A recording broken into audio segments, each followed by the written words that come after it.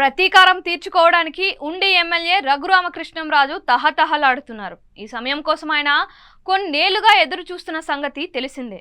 ఇప్పుడు ఆయన మామూలు ప్రజాప్రతినిధి కాదు, అధికార పార్టీలో కీలకమైన వ్యక్తి.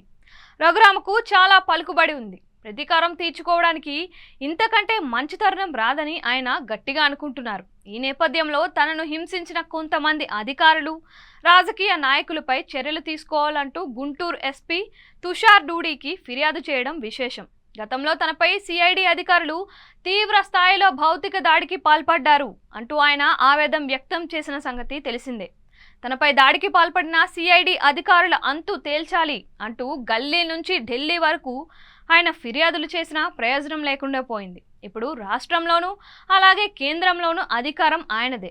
ఇప్పుడైనా చర్యలు తీసుకోవాలని ఆయన డిమాండ్ చేస్తున్నారు. ఈ క్రమంలో సిఐడి కార్యాలయంలోని పోలీస్ కస్టడీలో తనను హింసించారని, హత్యాయత్నం చేశారని, ఇందుకు బాధ్యులైన సిఐడి మాజీ చీఫ్ సునీల్ కుమార్, ఐజీ సీతారామాంజనేయులు, మాజీ సీఎం వైఎస్ జగన్, నాటి CID ASP Vijayapal, Guntur GGH superintendent doctor ప్రతిభావతిపై చర్యలు తీసుకోవాలని గుంటూరు ఎస్పీకి మెయిల్లో చేసి ఫిర్యాదు కోరారు.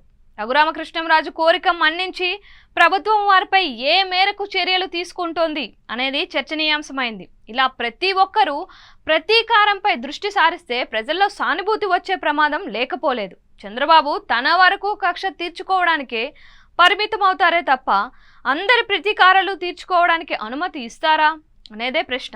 అయితే తాను కోరుకున్నట్టే జరగకపోతే రఘురామ ఊరికే ఉండరు అనే అంశాన్ని కూడా పరిగణలోకి తీసుకోవాల్సి ఉంటుంది.